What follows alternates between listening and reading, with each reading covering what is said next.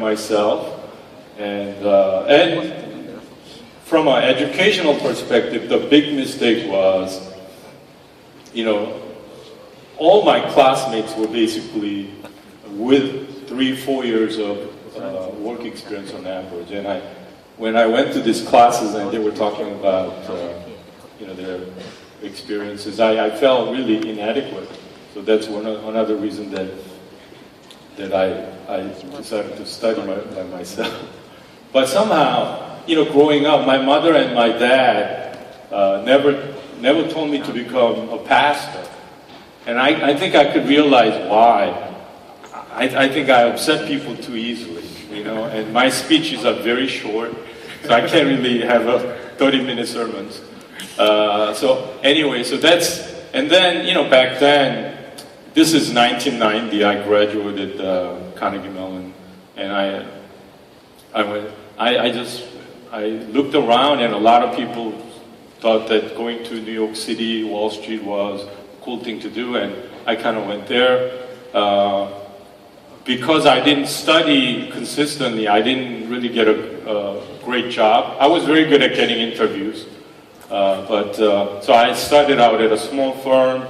I had an opportunity to become an institutional stockbroker. I called a lot of people. I hated that job, but I got married then, so I had to really suck it up and do a lot of work. And one of our clients was very large institutional fund called Tiger, and they hired me out of total surprise. That was about 1996, and so I've been there ever since, and I've been running my own company, as you know, Dave, from about 2000, and I specialize in two areas: internet media companies. So we've been a shareholder of companies like Netflix. So if you're not a subscriber, go do it. It's $8 per month, great value. Get to it. Facebook, and then in the U.S., it's a media internet. So I have our colleagues from that industry, some of them, and then we invest in China, Japan, and then somewhat small in Korea, on those media companies mainly, and then financial firms. And I've been married 20, 21, 22 years. Wow. And I've known Dave for about 10 years, right? Yes, we have. Okay, so that's the background. Yeah, thank you for that, Bill. I think it'd be great for you to share a little bit about how you integrate your faith and work, because sometimes in the Christian community, we think that the highest calling is to be a pastor or a missionary, and we think of it as a job that we have to do, where we fundraise or we become part of an institutional church, which is great. But I'd like you to give your perspective of faith and work, what you're seeing. Sure. I look at the scripture in three ways. One, the most importantly, love God, love others. In loving others, my mom was a great example for me. Loving others is not that complicated. Whatever you like, you just need to share. I like money. I share money. All my, I started working at home every Wednesday. Manhattan work is very tough. A lot of people commute. And I start working at home Wednesdays. I liked it. So I told all my employees, if you want, you can work at home. So it's that simple.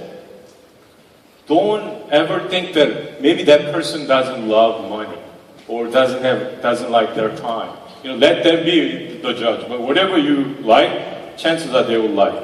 So that's the principle of loving God and loving others. And then what we would call cultural mandate. Why did God create the universe? And then He didn't create everything that we need. He didn't create Facebook.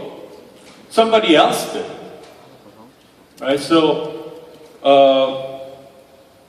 that cultural mandate, God created the universe and told us to be a co-creator or gardener, whatever you name it. So Hollywood is important. Wall Street is important. So from that perspective, Wall Street is critical Because, if you guys remember, Netflix last year went through a very tough time. They probably almost went bankrupt. We became a big shareholder. We stayed with them. We encouraged them.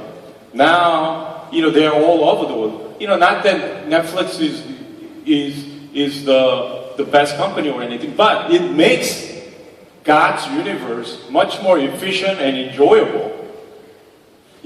So that cultural mandate part, and then Great Commission part, go make disciples. So from that part, every Friday, as an example, I have a book club. My book club, we don't pre-read. So we have what I call just show up book club. Well, because I always struggled with finishing books, especially books in English. Well, guess what? Most of Shakespeare books that I had to read in America, I read it in Korean. So we give two choices. People could pre-read the book chapter and show up at 12:15, or come at 1 o'clock to my company and read together. How do we read together? We open the book, play the audio version of the book. And we go through it. Now, I have 10 people in Wall Street coming. 7 of them are non-Christians. Culturally Hindu people, couple of culturally, Christian, Caucasian folks, and people from China, and they all show up at 12:15. Okay? But the thing is, we finish books. So for me, making disciples, because I realized, especially, most of you guys are busy too, but most of your friends who are not Christians, we are all busy, and I found that, especially this, busy Wall Street investor guy, they never have a chance to talk about God and Jesus in a safe environment. But also, making that disciple part, I take it further that I teach everything about investing. Because the reason is that 90% of investors in Wall Street don't do well. And then many young people come to me and ask, how did you do it, or how do you do it? And I ask them, why are you interested in investing?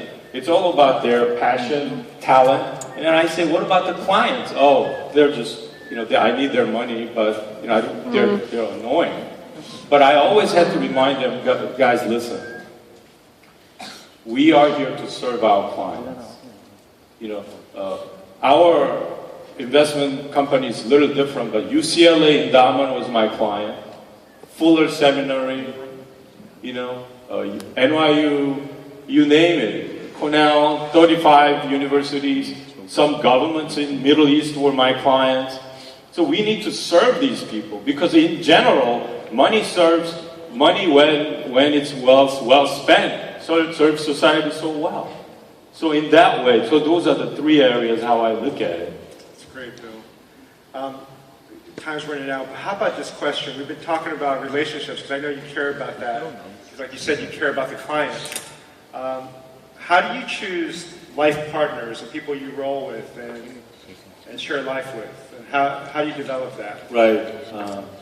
There are probably one obvious ways, interviews and internships that we try them, references.